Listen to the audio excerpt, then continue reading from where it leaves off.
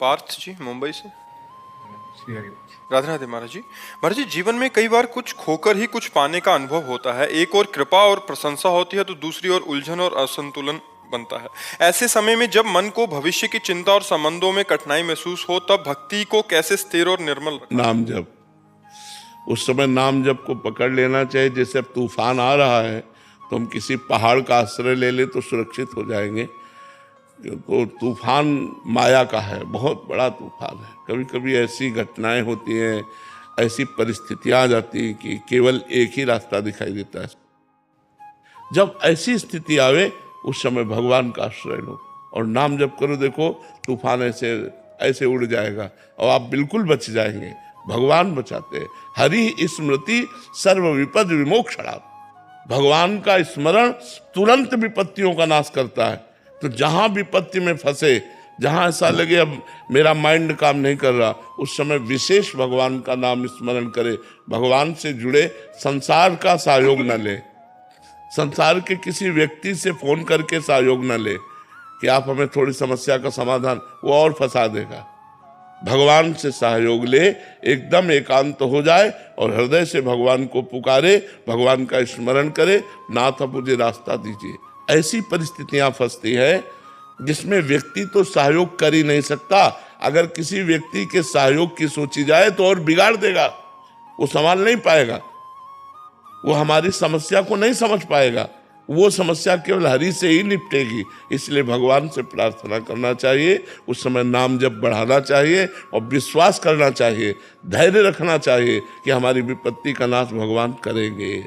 हरि स्मृति सर्व विपद विमोक्षणात्। ये हम तुम्हें बिल्कुल पक्की बात कह रहे हैं। भगवान के सिवा कोई नहीं, सब असमर्थ नजर आते हैं।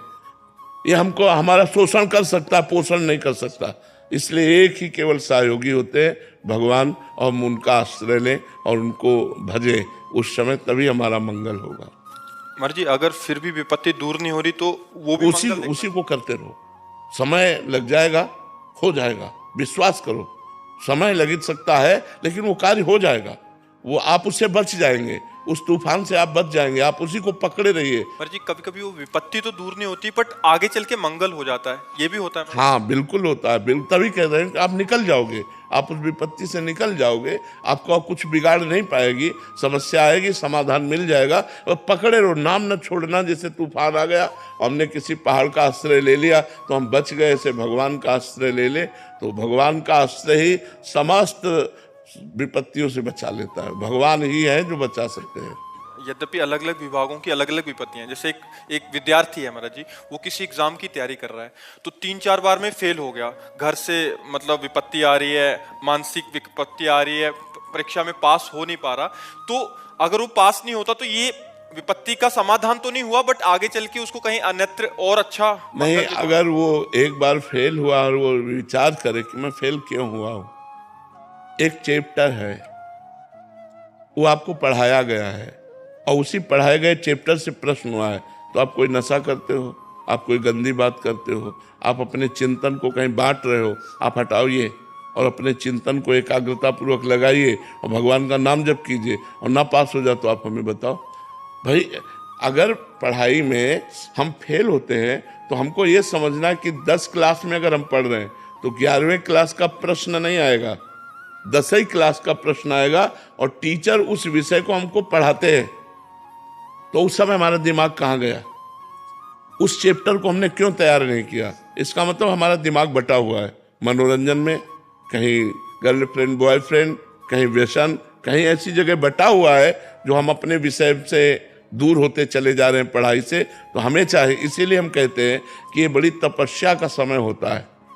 जो विद्याध्ययन समय है, विद्यार्थी का एक तपस्वी जीवन होता है। अगर वो अपनी एकाग्रता को नहीं समेट रहा है और वो इधर उधर फैला रहा मनोरंजन में, तो फेल तो हो ही जाएगा।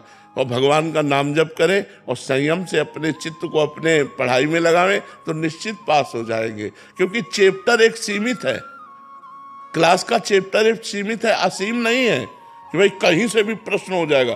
एक ग्रंथ है, उसमें कहीं से हो सकता है और वो आपको साल भर समय दिया गया है, आप उसको पढ़िए। तो फेल कैसे हो सकते हैं? अगर एक बार फेल हो गए तो दोबारा हम उसकी चेष्टा करें। अगर हम 2 बार फेल हो रहे हैं तब तो बहुत शर्म की बात है। कि हम 2 साल में एक चैप्टर को नहीं तैयार कर पा रहे हैं, तो उसमें हमारी कोई न कोई कमियां हैं। उन कमियों को दूर करना चाहिए, ना कि निराश होना चाहिए।